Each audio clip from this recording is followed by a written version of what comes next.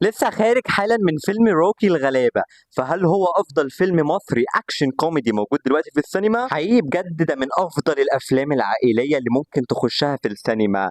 كيمياء ولا أروع ما بين محمد ممدوح ودنيا سمير غانم، والاتنين في رأيي في أفضل حالاتهم، خاصة محمد ممدوح. وده طبعا مش بيقلل من دنيا سمير غانم، هي ما زالت لسه دمها زي السكر وأنا هفضل بحبها جدا. محمد ثروت للأسف في رأيي الشخصي ما جاش معايا سكة خالص في الفيلم. عندنا ظهور شرفي لاحمد الفيشاوي اكتر من رائع في رايي الشخصي، حتى على مستوى الاكشن كوميدي ومشاهد الاكشن ودمجها مع الضحك. كل ده بالنسبه لي كان من اروع ما يمكن، وده يرجع للمخرج احمد الجندي في تاني فيلم ليه الشهر ده بعد فيلم الشاطر. ولكن لو هنقسم الفيلم نص اول نص تاني، فانا رايي النص اللي قبل البريك كان بالنسبه لي من امتع ما يمكن، وكنت خارج جدا مبسوط منه. ولكن هل النص التاني بنفس القوه؟ ما اقدرش اقول كده، الايقاع بقى اهدى شويه.